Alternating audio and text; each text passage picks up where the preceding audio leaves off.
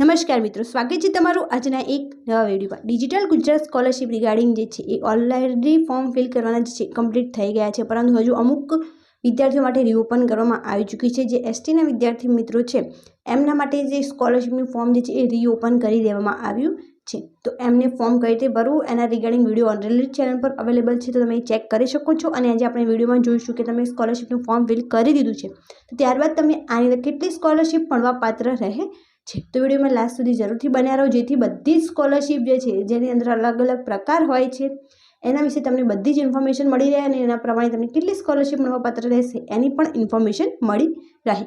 શરૂ કરીએ આજનો આ વિડીયો। તો ડિજિટલ ગુજરાત પોર્ટલ પર વિકસિત જાતિના વિદ્યાર્થીઓની પોસ્ટ મેટ્રિક શિષ્યવૃત્તિ યોજનાઓ અંતર્ગત ઓનલાઈન અરજી કરવા અંગેની અગત્યની માર્ગદર્શનની જે સૂચનાઓ આપેલી છે એની અંદર આ ઇન્ફોર્મેશન આપેલી છે કે તમને કેટલી સ્કોલરશિપ જે છે એ મળવાપાત્ર રહે છે। આની અંદર આપણે એસસીબીસીના જે સ્ટુડન્ટ્સ છે એમના વિશે ચર્ચા કરીશું। આની અંદર ઓબીસી, ઈડબ્લ્યુએસ, એસસીબીસી જેવા તમામ વિદ્યાર્થીઓનો સમાવેશ થાય છે। અહીંયા નીચે સ્ક્રોલ કરશો એટલે ત્યારબાદ તમને અહીંયા જે છે નીચે આની બધી જ ઇન્ફોર્મેશન જે છે એ મળી રહેશે। અહીંયા જોઈ શકો છો કે એમને સ્ટેપ બાય સ્ટેપ બધી સ્કોલરશિપની ઇન્ફોર્મેશન જે છે એ આપેલી છે। ધોરણ આપેલું છે અહીંયા, ત્યારબાદ અહીંયા તમે જોઈ શકો છો આની યોજનાઓનું નામ આપેલું છે, જાતિ આપેલી છે, ધોરણ આપેલું છે, એકેડેમિક અલાઉન્સ આપેલું છે, ટ્યુશન ફીસ આપેલી છે, એની કુલ કેટલી રકમ મળશે એ આપેલી છે, વાર્ષિક આવક મર્યાદા આપેલી છે। આ બધી જ ઇન્ફોર્મેશન જે છે તમારે ફોર્મ ફિલ કર્યા પહેલાં જોવાની હોય, પરંતુ આજે આપણે જે ઓનલી જે સ્કોલરશિપ કેટલી મળશે એના રિગાર્ડિંગ જે છે એ ચર્ચા કરીશું। તો જેમને PM Yashasvi post matric scholarship for EBC, OBC, DNT અને એક કેટેગરી એડ થઈ છે ઈડબ્લ્યુએસ, જે જનરલ કેટેગરીના સ્ટુડન્ટ્સ હોય એ પણ આ ફોર્મ ફિલ કરી શકે છે જો એમની પાસે ઈડબ્લ્યુએસનું સર્ટિફિકેટ હોય તો એમને પણ જે છે એમના જેટલી સેમ સ્કોલરશિપ જે છે એ પ્રોવાઈડ કરવામાં આવે છે।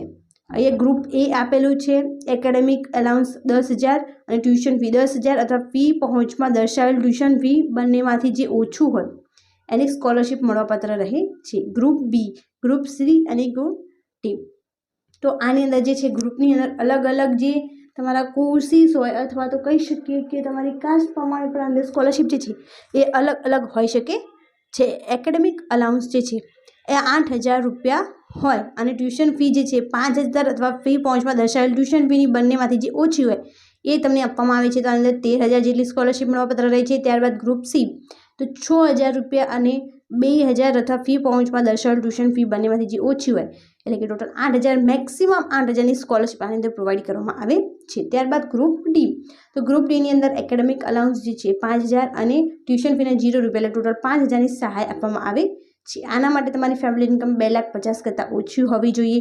સરકારી ગ્રાન્ટેડ એડ સ્વનિર્ભર કોલેજ સંસ્થાઓ અને ત્યારબાદ સરકારી ગ્રાન્ટેડ ઉચ્ચતર માધ્યમિક શાળાઓ, મીન્સ આ કોલેજો માટે છે જ્યારે આ સ્કૂલ માટે છે, આ બંને, અને આ બંને જે છે એ કોલેજ માટે છે। ત્યારબાદ આપણે જોઈએ કે બીસી કે એટી મેડિકલ એન્જિનિયરિંગ ડિપ્લોમા વિદ્યાર્થીઓની સાધન સહાય, તો એમને જે છે મેડિકલ એન્જિનિયરિંગ અને ડિપ્લોમા પ્રમાણે અલગ અલગ સ્કોલરશિપ પ્રોવાઈડ કરવામાં આવે છે। 10,000, 8,000 અને 3,000। આની અંદર ફેમિલીની વાર્ષિક ઇન્કમ 6 લાખ કરતાં ઓછી હોવી જોઈએ।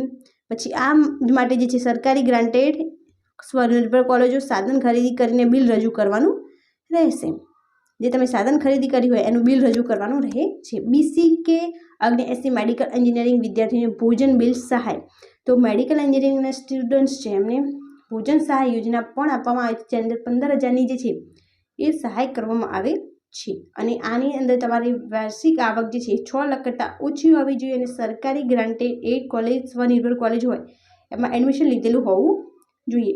ડીએનટી 2 મેડિકલ એન્જિનિયરિંગ વિદ્યાર્થીને ભોજન બિલ સહાય, મેડિકલ એન્જિનિયરિંગ મીન્સ જે હેન્ડીકેપ્ડ હોય એમને પણ 15,000 રૂપિયાની સહાય જે છે એ પૂરી કરવામાં આવે છે અને અમારી ફેમિલીની ઇન્કમ જે છે એ 6 લાખ કરતાં ઓછી હોવી જોઈએ। ત્યારબાદ બીસી કે 98 એમફિલ પીએચડીના વિદ્યાર્થીઓ માટેની ફેલોશિપ યોજના, આની અંદર અનુસ્નાતક પછીના કોઈ પણ અભ્યાસક્રમ માટે જે છે એમફિલ માટે વાર્ષિક 25,000 અને પીએચડી માટે વાર્ષિક 1 લાખ રૂપિયાની સહાય પ્રોવાઈડ કરવામાં આવે છે। આની અંદર પણ ફેમિલીની ઇન્કમ 6 લાખ કરતાં ઓછી હોવી જોઈએ। સરકારી ગ્રાન્ટેડ સ્વનિર્ભર કોલેજ અથવા યુનિવર્સિટીમાં તમે સ્ટડી કરતા હોવા જોઈએ। બીસી કે 81C ડૉક્ટર બાબા સાહેબ આંબેડકર અને ઇન્દિરા ગાંધી ઓપન યુનિવર્સિટીમાં અભ્યાસ કરતા વિદ્યાર્થીઓની શિષ્યવૃત્તિ, જે આ યુનિવર્સિટીમાં સ્ટડી કરે છે એમના માટે આ સ્કોલરશિપ અવેલેબલ છે. ઓપન યુનિવર્સિટીના અભ્યાસક્રમ ઓપન યુનિવર્સિટી શિક્ષણ ફી વધુમાં વધુ ₹2500ની અંદર સ્કોલરશિપ પ્રોવાઈડ કરવામાં આવે છે.